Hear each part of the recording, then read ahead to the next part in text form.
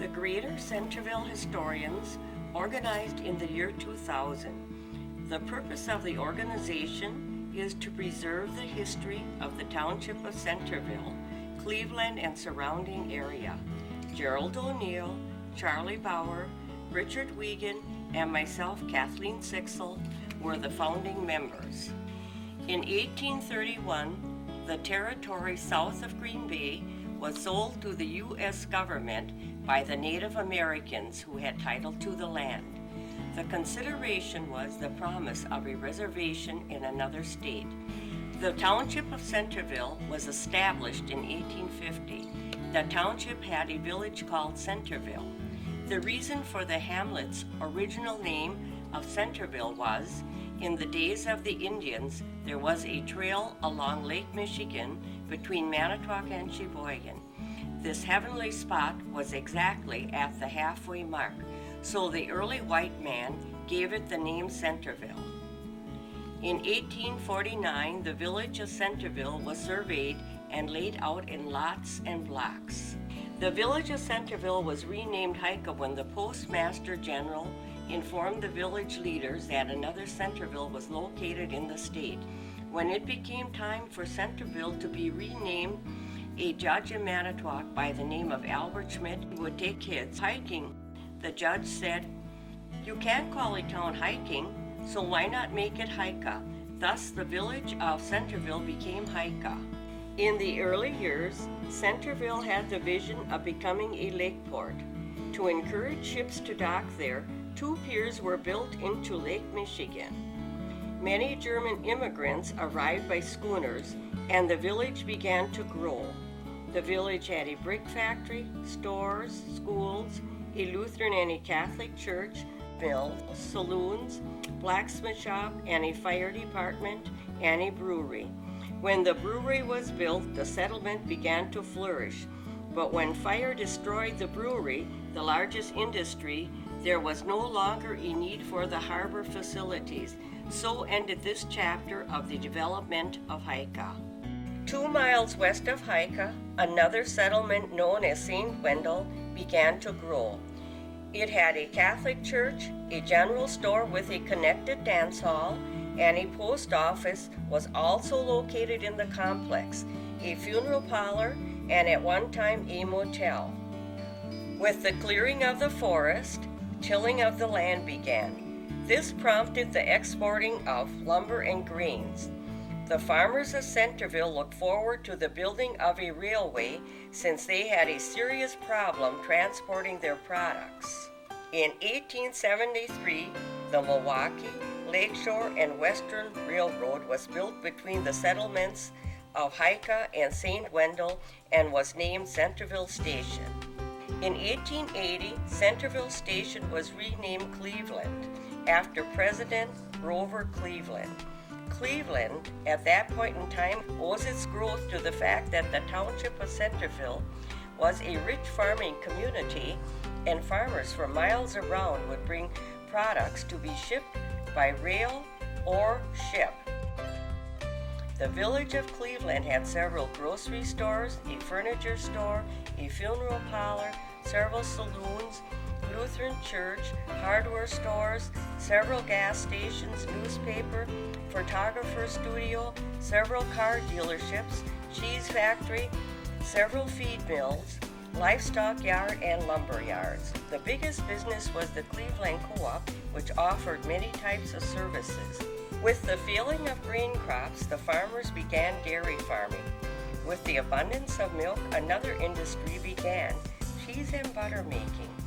Local cheese factories dotted the countryside. One-room schools were usually built near the cheese factories, so children would have a ride to school when farmers brought their milk. In 1958, Hika, St. Wendel, and Cleveland incorporated into the village of Cleveland. In 1968, the Cleveland Elementary School was built. The Township of Centerville has seen many farming changes, but dairy farming is still the primary vocation.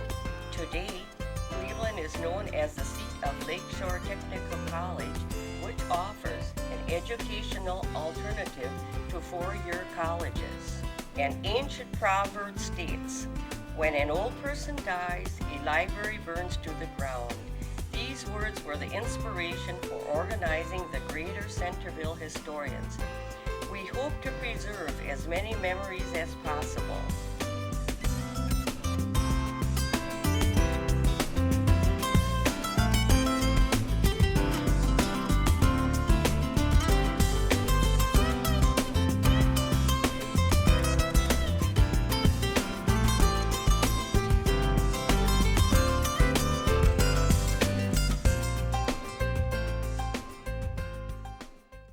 The two folks that are with me all the ways in the Centerville Historians, and they have some information they're trying to resolve. And maybe I'll start with the young lady. She'll identify herself, please. My name is Hetzel, and it is April 16th, 2004.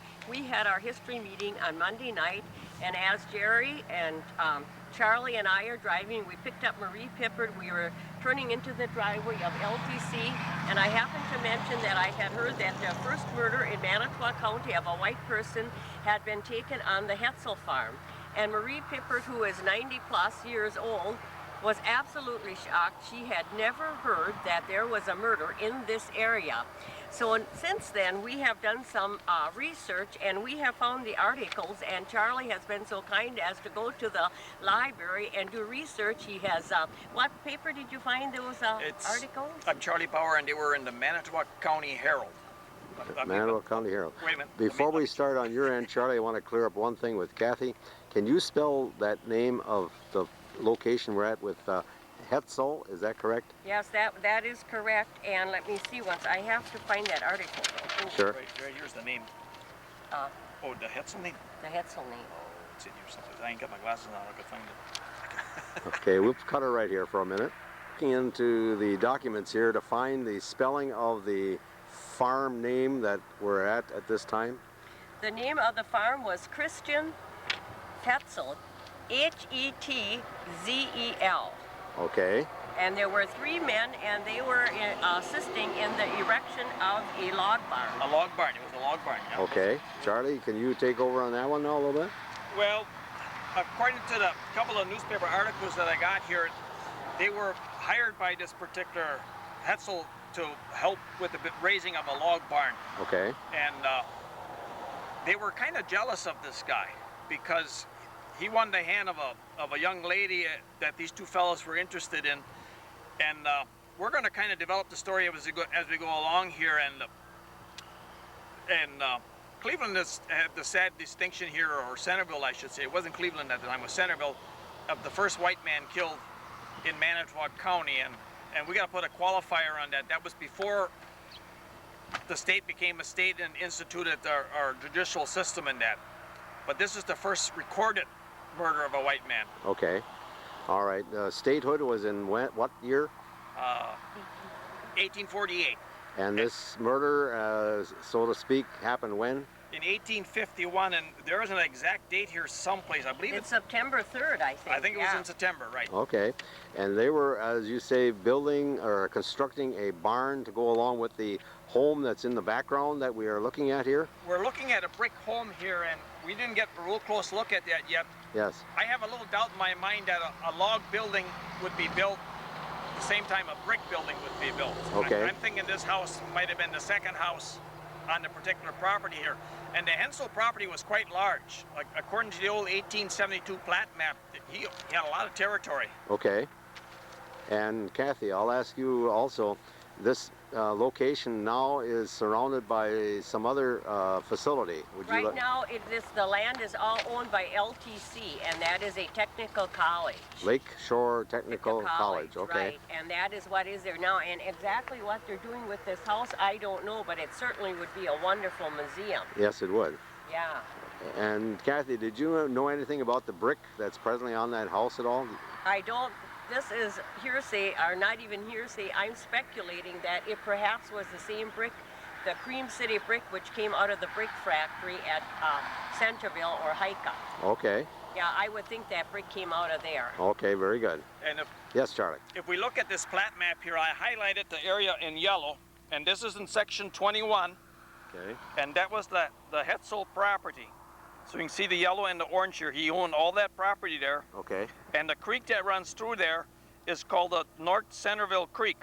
Okay. And according to the article, the body was hid under the bridge there, and it would look like it would have to be under this bridge right here. Okay. And that's just to the east of us. All right. And we can just take a little bit of a peek in that direction. And would that be where I'm looking right now, by the way?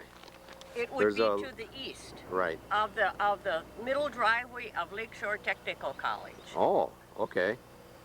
And there is a steel culvert in there now, but at that time I'm sure it was just timbers across with some wood planking because the roads were all dirt back then. Sure, sure. And it actually recorded that the body was found after 3 days first. Okay. That's how long the gentlemen had been missing. All right. Okay, I know there's more story to this yet, so we'll put that together, but for now, we'll investigate the property that we're standing at. Okay. Thank you. Okay, we're down by the creek that is mentioned in our information on the documents that Charlie and Kathy have brought along, but they'll fill us in with a little more information. Go right ahead, please. Yes, this is the North Centerville Creek, and it's a small creek. So I can see where the little wood bridge would have been across here. Right now there's a big giant steel culvert that's put in there probably by the county, seeing it's a county road. But prior to that, it was just a small bridge there. And if this was part of the Hetzel property and he was walking back to his home, I'm assuming he had a place someplace probably in Centerville down here in the village, and the walk would be in the right direction. Okay. He was axed to death with his own axe. And was placed under the bridge. And we are assuming that this is the bridge that he would have been placed under. Okay. And of course, in those years, there would have been all little dirt roads. Right. In 1851, nothing, no roads would have been developed at all. Okay. I'm going to, for just a moment, I'm going to pan back up to the home. And this is the home that we feel is close enough to be the not the original, but enough to be there that an original home was built in that same area. Okay, go right ahead, please. That's it? Okay, I want to take a look through the bridge area here for a moment also. Down by the bridge area and the stream that Mr. Bauer and Kathy have resorted to and listed here, but they've got some more information as to the road in the background and other areas. Go right ahead, please. In the year 2004, this road is called North Avenue, and North Avenue eventually becomes XX as you get over the overpass beyond Bondi's filling station. Okay, very good. Right, and the road that is going, and that road is going east and west. The road that is going north and south is Garyland Drive. Okay. And that is east of the North Centerville Creek here. Okay. So you're looking south right now with Right. the camera. The south is behind us there, and the location of the road is pretty much where it was back at that particular time. Okay, very good. Okay, well, we'll be moving to another location very shortly, and we'll have some more information here. Thank you.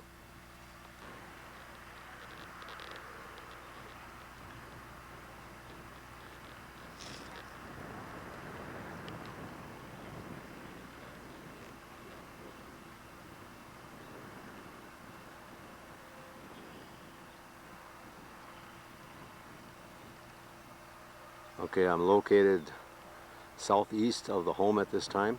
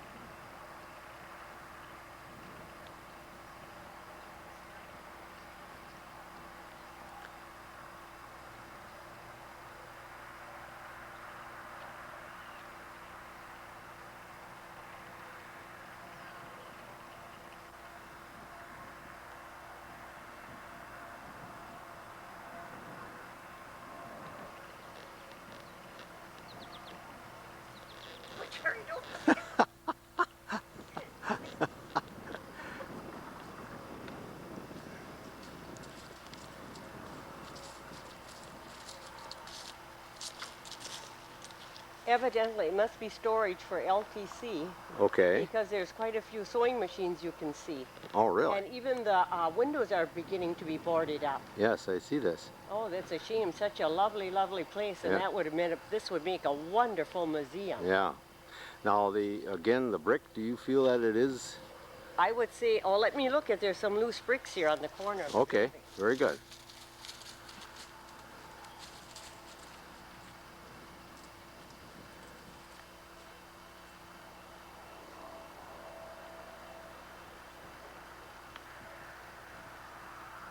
We're, On the other side, there's two kinds of bricks. Yeah, here too, look at.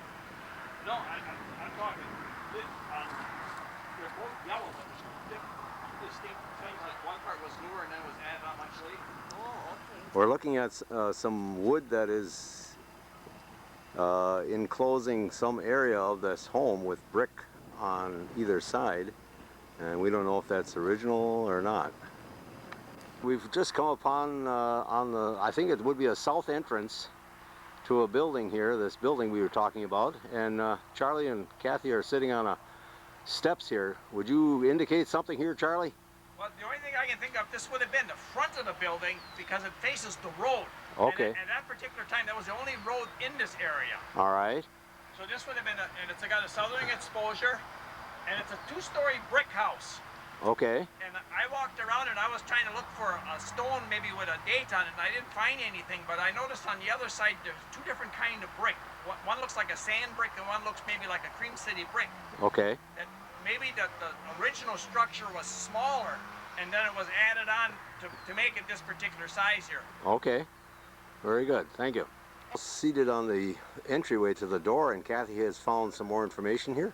This is a very crude door, so I would think it perhaps was the storm door, and I would have think there would have to be glass in the sides, Okay. and the panels in the side, and the door of the window above the door is called a what kind of door, Charlie? I think it's called window. a transom window or a transom window. Okay. All right. And it's a solid brick home because I was looking at the brick here, and it's just got the common bond in there where you got 6 cords that come across, and then you got the sleepers going the opposite way. Okay. So right now it's the door is kind of crude, and the area where the glass was is also boarded up at this time. Right. Okay. But it was a fancier entrance at one time. And the shrubs here would have been a lot smaller, if any Sure. at all, you know. Sure. Okay. Very good. Thank you. Okay, we're now on the west side of the brick building that we're discussing. I want to point out to you, Jerry, that Yes. on the front of the building there still are the old storms on, the original storms. Oh, really? Yeah. And Okay. here I see there's aluminum storage, so LTC must have updated the property. All right. Thank you. Mr. Bauer has something to point out about the brick structure. Go right ahead. This particular structure here is solid brick. Okay. And it can be picked out here. This row in here is the row that ties across, and you count 6 down. There's your 6th row, and then here's another row of ties in between there. And this is known as a common bond. Every 6, you got 6 rows of cords, and then you got a tie in one. Okay, so what we're saying is a double layer of brick here? Double layer of brick on here. When we get to the north side, it's a brick veneer. Okay. So there was a wood frame building there that they put brick on, where this one is solid brick. All right. Very good. Thank you. And Charlie, Kathy pointed out something here. Go right ahead, Kathy. right under the eave is beautiful brick trim. I don't know what architectural Style that is or anything, or you know what it is called, but it is quite different and unusual. No, I never seen anything like that. Very neat.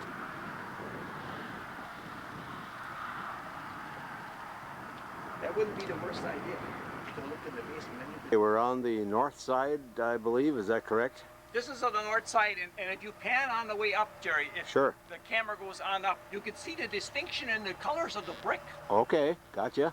There's a big change in the color of the brick here, and if you follow all the way down, when you're looking at the brick there, you don't see the ends of the bricks like you did on the west side there where they were tied together here. Yes. And you can also tell by the thickness of the window frame that this is just a veneer brick. There's a wood structure behind this, Oh. probably balloon structure, 2x4. Okay. And then the brick just faced on here. Ah, okay, So we're almost thinking that there are two separate buildings here. okay, There's no fancy brickwork on this particular one as there is on the other one. The other one looks like it was built a little later and in much better shape. all right.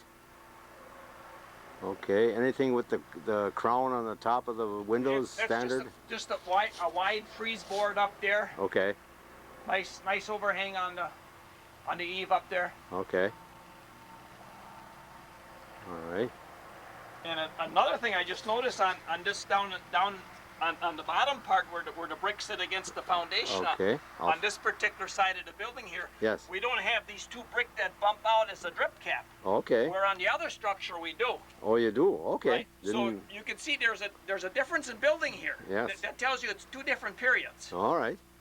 Now you're guessing what? This would be the... I'm guessing this is older than the original two-story brick. Okay. The solid brick. So in other words, there was perhaps a wooden structure first. Right. That somebody tried to make it into a brick thing to fancy it up a little bit. Right. This would have been less expensive to build than the two-story brick. All right. Okay. You know, and sure. you know, as you have more means, you have a tendency to build better. Sure. Thank you. Side, and Kathy's investigating the building here a little bit. And this is a side building, not part of the main structure. Oh, I can't tell. Charlotte, can you maybe look? I can't tell. What are we looking for? What this would have been, was it the entrance to the garage or was it also a prison?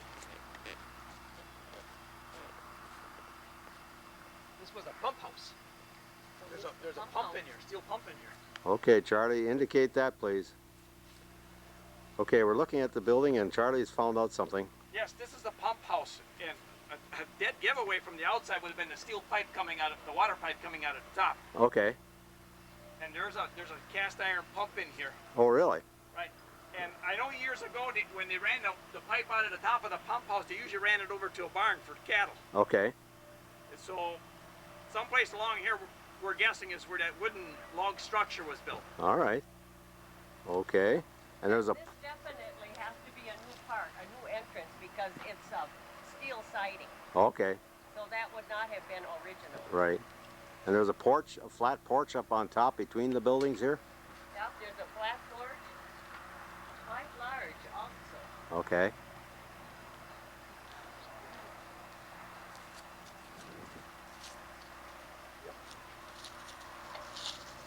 The entryway that goes where, Charlie? This particular entryway goes down to the basement, Okay. and that basement door is locked.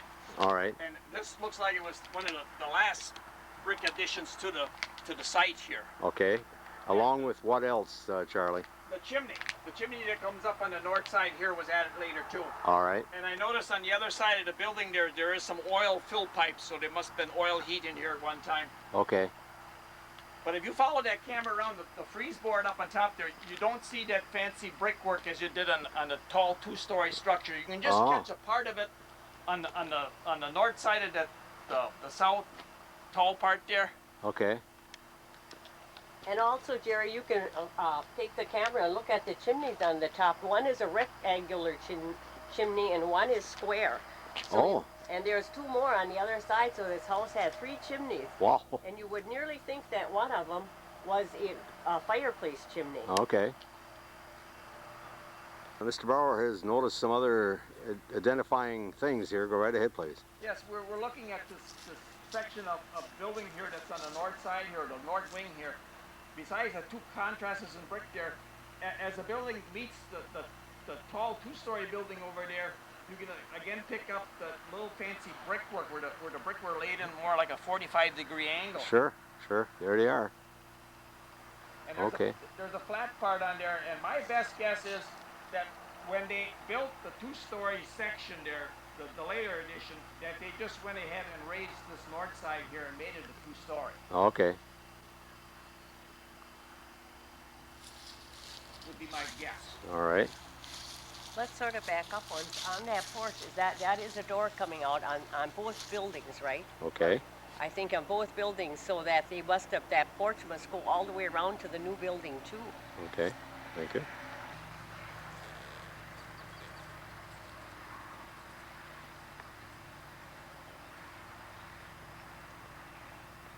This was, right? Okay, we're on the end of a building, east end of the building, and there was a door that was open, and when we opened it up, but there mainly looks like some kind of a storage, and Kathy thought perhaps this could be wood storage, but it's a, sort of a add-on thing, and it starts right with the frame of the door. I want to show one thing here to the camera, Jerry. Go right ahead. You follow my finger now with this. I found a name on the brick over here. Just 1 second, I gotta get a different position. You have a name etched on the brick in which would have probably at one time been the outside of a building, but with the enclosure, the added storeroom, this now is inside, but it looks like August Whitty. We're taking a guess at that. We don't know who that would be. Perhaps somebody from our historical group can identify that name. Good job, Charlie. Okay, we have a picture of a lady in the article, and maybe Mr. Bauer can give us some information. This is Katharina Westerfield, and this is a picture of her a year before she passed on. But this is the lady that they were fighting over. Okay, these gentlemen that one killed the other? Right. Okay. Where the two guys killed this one man. Okay, so she had actually 3 suitors? 3 suitors, yes. Oh my goodness. Must have been a popular lady. Yeah. And this is the first time we got a picture of the lady and her name. It didn't show up in any of the newspaper articles, probably to protect her identity or whatever, you know. Sure. But we have some stories of the 3 newspaper articles that I found in the library. I was on microfilm about the rest of the 2 gentlemen that did the crime and their names. And Okay, Kathy, would you stand by Mr. Bauer for a moment, and we'll talk about those names that are available to us at this time, if you could aid them in whatever. This is one of the front pages of the newspaper where their names showed up in. Okay, and it was called the Manitowoc County Herald. Right. And you got a date on this paper at all? I believe there is. It's December 4th, 1851. Okay, great. Oh. Now, I don't know if this is the first one or the second one or the third one, but there were 3 articles, and I should look for the proper dates so the story is kind of in sequence. Okay. Now, you say you have the names of the victim, the names of the perpetrators of the crime, yes, and the lady that was the focal point of this argument. Yes, correct. And the name of the man was Gherkin, that was murdered? William Gherkin. Okay. Was the name of the fellow. I'm going to spell that last name. It was Gerken. Okay. And his first name was William. Okay, very good. And the 2 men that were charged with the crime. Now, there's something unique about this case. They were charged, and before they got to trial, there must have been like a board of inquiry or something, and they said the judge found that there was enough evidence where these 2 people should be brought to trial. Okay. And while they were housed in the jail, and it says in Rapids. Okay. And I'm assuming they're talking about Manitowoc Rapids. I would say yes. And the story reads that they dug a log out.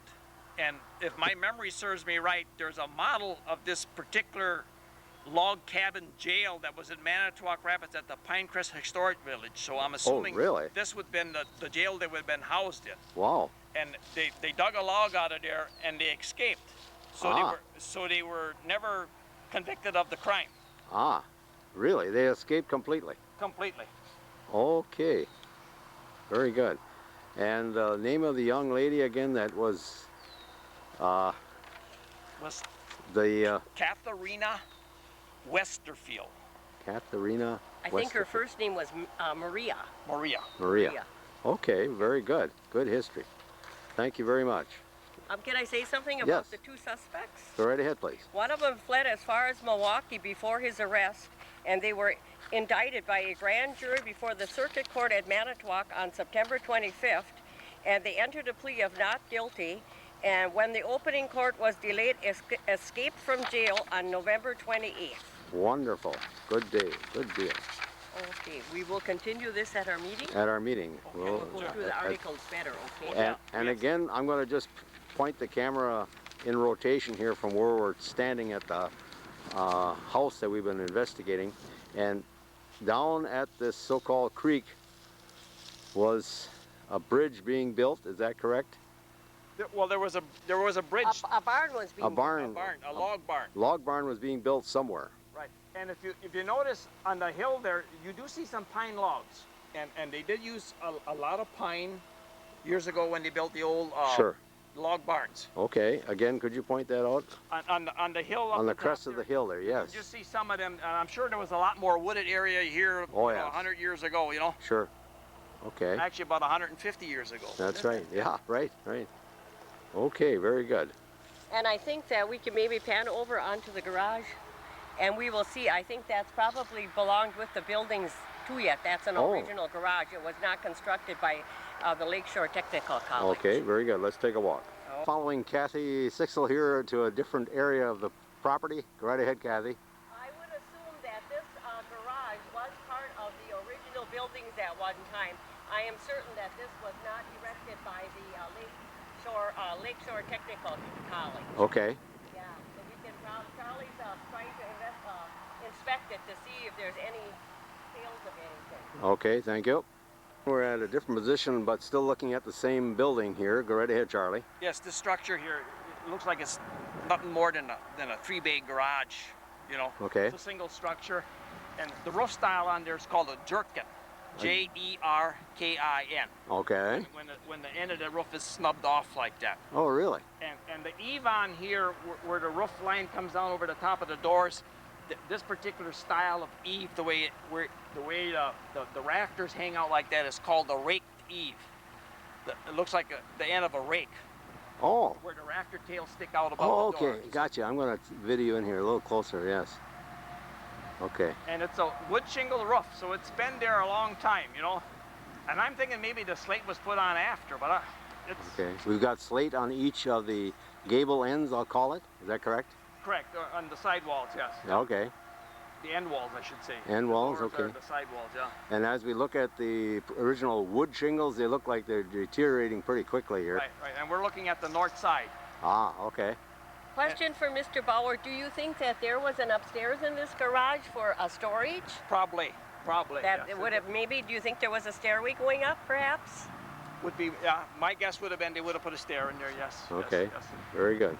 There was electricity there because it's got the 5 knobs on right up in the jerkin part there. Yeah. You can see where the lines went over. And I also noticed that on the north side of the building here, so I'm guessing the barn had to be on the north side because the barn would have been behind the house, the log cabin structure that they were working on. Okay. They wouldn't have put it in the front of the house that was facing a Ah, road. This would have been good point. This would have Good been point. behind the property itself. You know, Okay. and there again, the well is on this side. And if they had any livestock, the well would have supplied the water over to the log barn here. Okay. Now that well, where are you locating the That, well? that log, you see where the galvanized tank is there on the end of the blacktop? Oh, yeah. That little building to your right there with the gray wood structure, Yeah. that was the pump house. Oh, okay. All right. All on the north side of the house, and that would make sense. Yeah. Okay. Very good. This is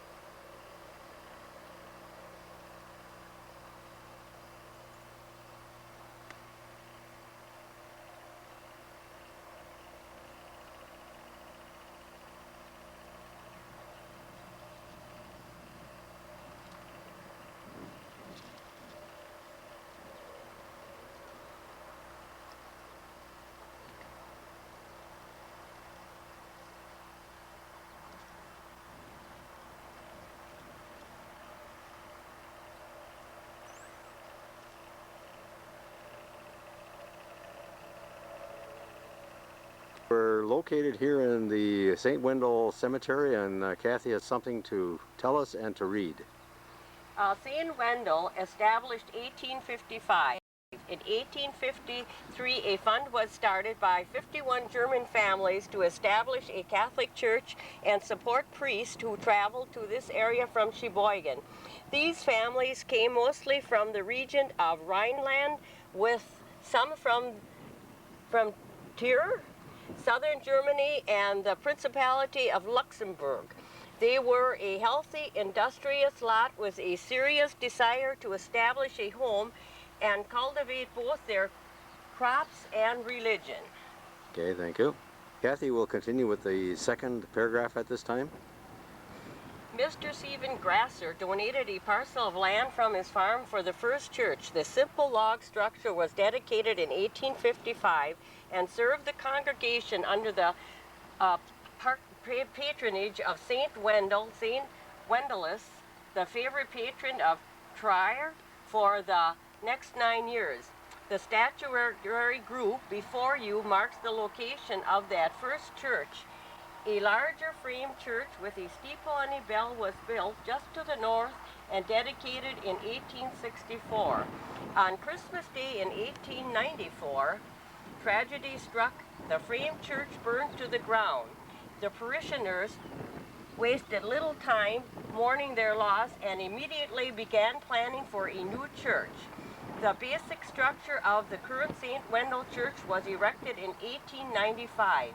In 1915, the church was enlarged. The building was split and the east end moved 16 feet to accommodate wings, which doubled its capacity.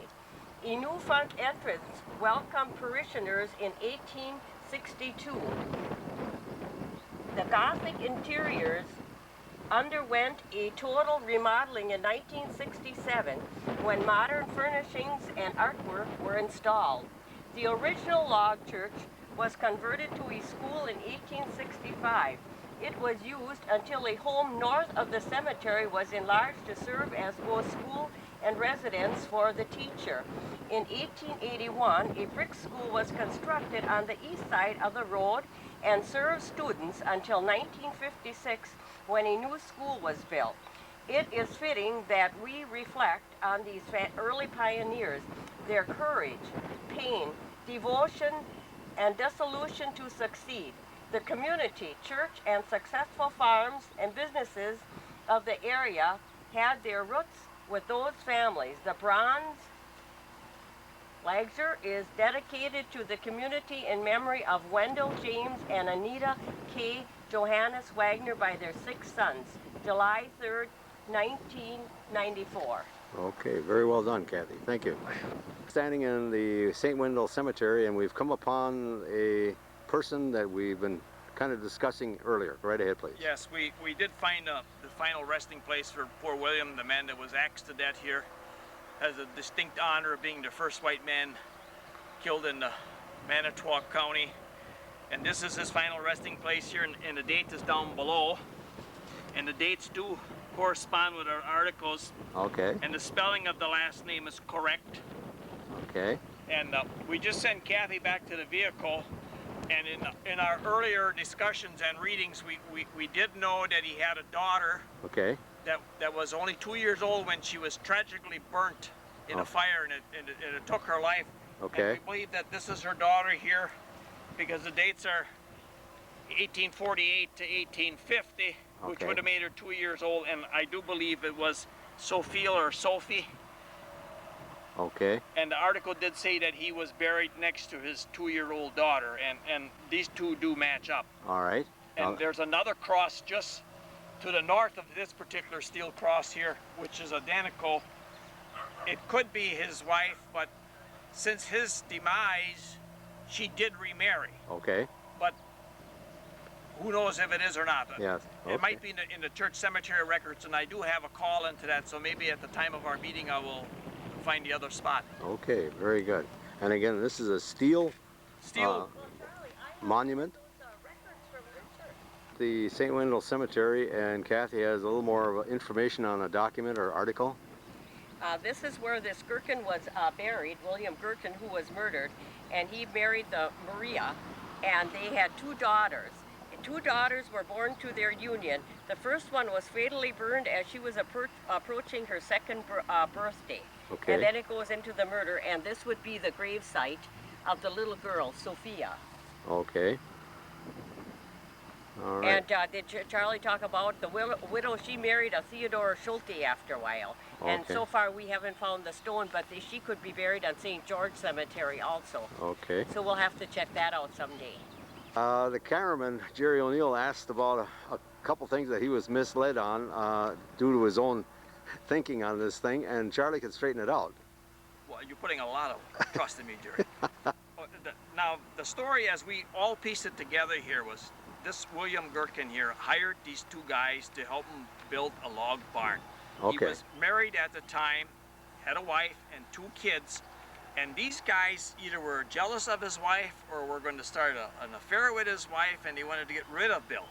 Oh. So these 2 guys teamed up, and one night when William was on a walk, either back to the village or whatever, they axed him to death. That was when the barn raising was. When the barn raising was When the going. barn raising was, and alcohol or liquor was involved also. Okay. So they were probably egged on by a little drinking, and once they killed him, then they stuffed him in the creek under the bridge there. Ah, And okay. it took at least 3 days before his body was found. I see. And these 2 guys were apprehended. They left the area. They left the area, they took off, and they were apprehended and brought back and placed in the Manitowoc jail at Rapids, Manitowoc Rapids jail. Where were they apprehended? One was in Milwaukee. Yeah, one fled as far as Milwaukee. Okay. Yeah. All right, continue, please. And then they were brought into court, and the judge said there was enough evidence that they were going to go on trial, and they set the trial date like in December. Now you have to understand that they were in a log jail, probably no heat in there, and they decided that instead of sitting in this god-awful place here, they decided, seeing they worked with log buildings, they wiggled a log out. Okay. And they snuck out and they put the log back in place. Ah. So they didn't notice right away that they were gone. Okay. So they were never prosecuted for the crime. So the poor Bill here never did get his justice. Okay. His killers got away on him. All right. Okay, very good.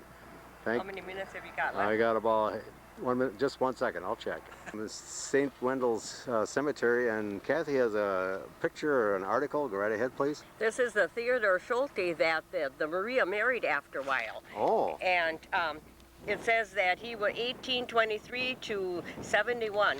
And in this article it says, after Gherkin's murder, according to the family account, his widow wrote to Schulte asking him to assume responsibility for the property because she was planning to return to Germany. Instead, she and Schulte were married at the Holy Name Church in Sheboygan on October 25th.